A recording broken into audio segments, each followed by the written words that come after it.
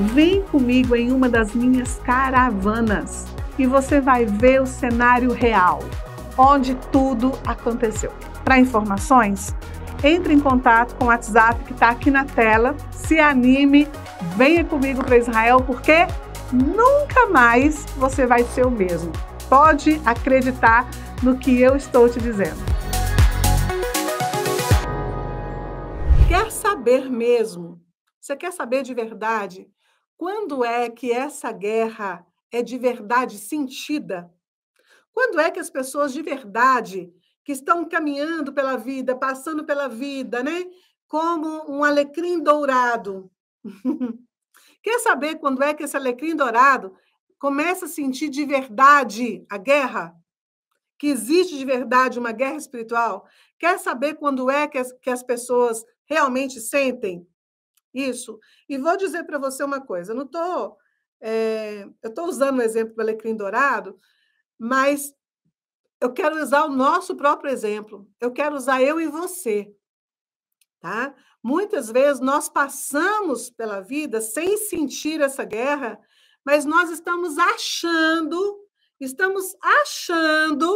que nós estamos percebendo a guerra. Ah, porque eu leio a Bíblia. Não, a Bíblia não é para ser lida. Você concorda comigo que a Bíblia não é para ser lida? Essa história de eu leio a Bíblia está levando um monte de gente para o buraco. Porque a Bíblia não é para ser lida. A Bíblia é para ser estudada e aplicada na sua vida.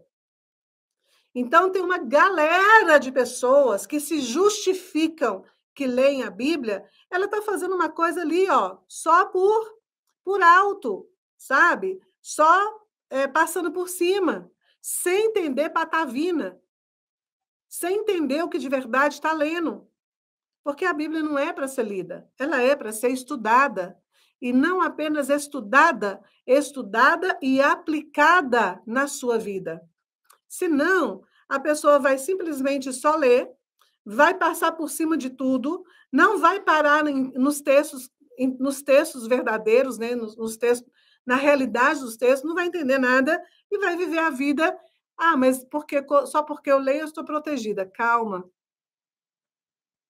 Sabe quando é que você começa a sentir que existe uma guerra espiritual? Quando começa a perder várias batalhas na vida.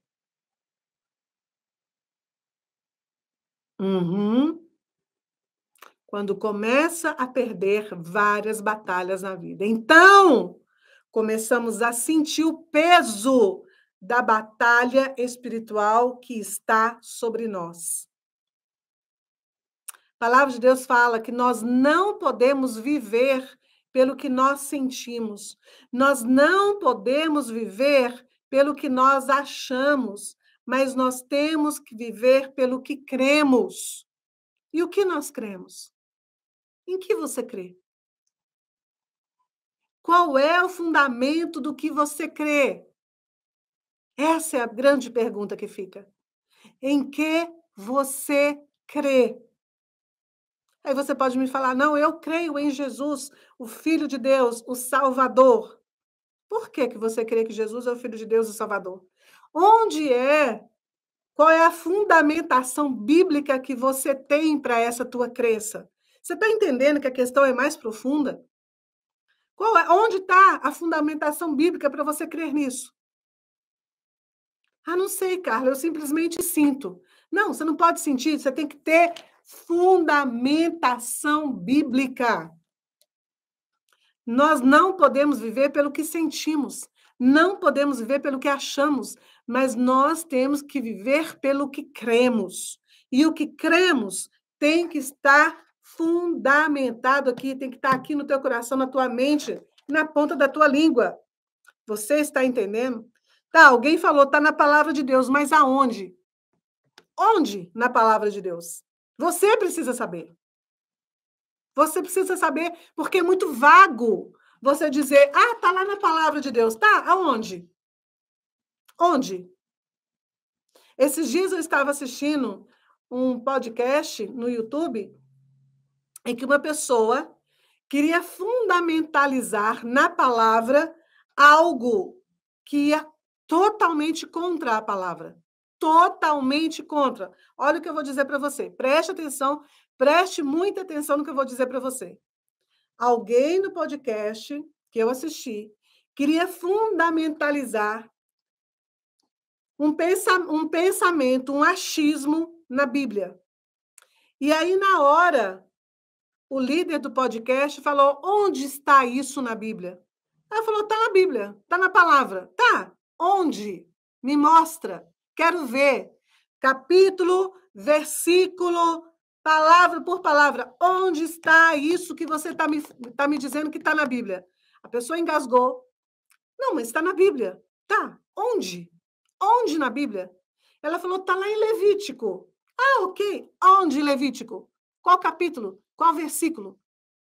E aí ela pegou, deu uma parada.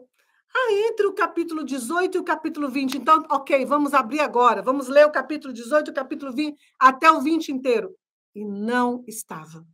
Não tinha embasamento bíblico nenhum para aquela construção antibíblica, anticristo que ela estava dizendo. Vocês estão me entendendo? Então, queridos, é muito vago você dizer está na palavra. É vago. É vago você me dizer está na palavra. Está na palavra onde? Me dá capítulo, me dá versículo, me dá o texto.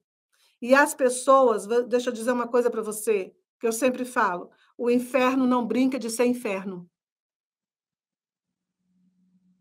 Ele sabe onde estão os capítulos, os versículos todos. E você, cristão, e você, cristão, e você que se chama de cristão, e você que está aqui comigo nessa live, que temos 1.100 pessoas, e você, entende? Então, começamos a sentir o peso da batalha espiritual que está sobre todos quando começamos a perder as batalhas. Entende? Nós somos chamados para prestar atenção nessa guerra, em quem está envolvido nessa guerra. Não temos que lutar contra carne nem sangue, mas contra principados, contra potestades, contra príncipes das trevas deste século, contra hostes espirituais da maldade nos lugares celestiais. Efésios capítulo 6, versículo 12. Não sou eu que estou dizendo. Quem está dizendo é a palavra de Deus. Não sou eu. Então, você precisa compreender que esses seres aqui, que a palavra está dizendo, olha aqui, mais uma vez, né? Principados, potestades, príncipes das trevas desse século, hostes espirituais da maldade, esses seres são poderosos. Esses seres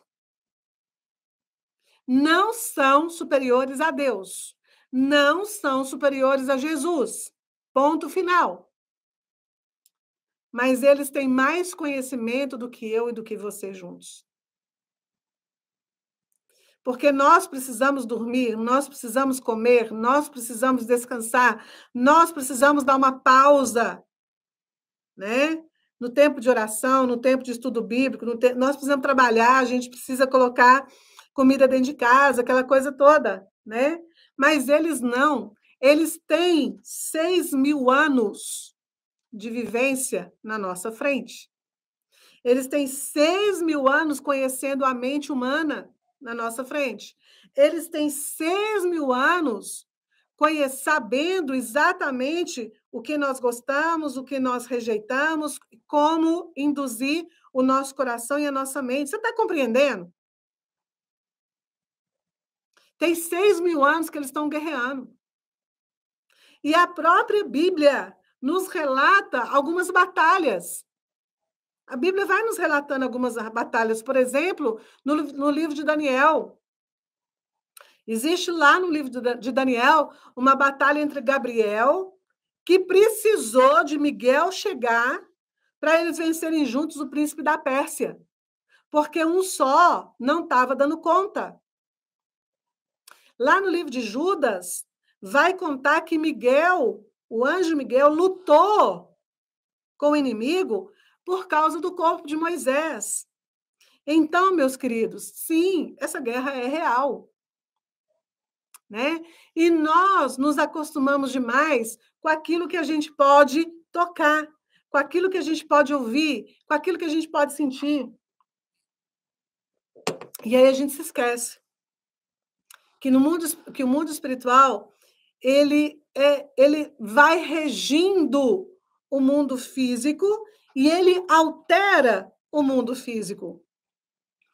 Por isso, né? Por isso, Paulo fala que o nosso foco, o nosso olhar tem que estar naquilo que é espiritual, porque essas coisas é que são eternas.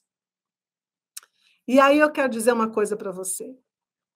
Muitas vezes nós travamos guerra contra pessoas. Tá?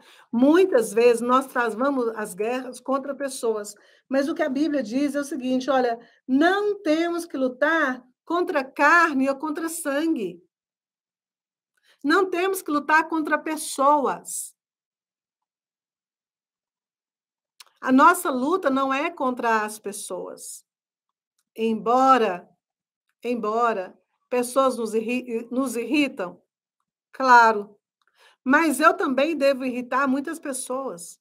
Você também deve irritar muitas pessoas. Pessoas pecam, mas eu também peco. Você também peca. Não é verdade? Não é a nossa conduta de vida. Não é o que nós devemos fazer, mas a palavra de Deus diz que se pecarmos, o ideal é não, mas se pecarmos, existe um advogado que vai nos ajudar e o Espírito Santo que vai nos convencer de não cometer mais aquele pecado. Então, nós não devemos lutar com as pessoas que pecam. Entende? O que está induzindo as pessoas a pecarem? E é claro que também a palavra de Deus fala. Davi, gente, o rei Davi. Eu estava lendo o Salmo 138, se não me engano. Acho que é o 138 mesmo. O rei Davi falando que tinha ódio do pecado. O ódio é contra o pecado, nunca contra pessoas. Jamais contra pessoas. Vocês estão conseguindo me compreender? O ódio é contra o pecado. É contra o pecado da mentira. É contra o pecado da avareza. É contra o pecado da falta de bondade, da falta de generosidade, e assim sucessivamente. A gente podia listar inúmeros. Mas o ódio é contra essa questão, não contra as pessoas. E aí, muitas vezes, nós travamos guerra contra pessoas. E nos esquecemos que essas pessoas são influenciadas pelos principados, pelas potestades, pelos dominadores desse mundo. E é ali, é nesse nível que acontece a batalha.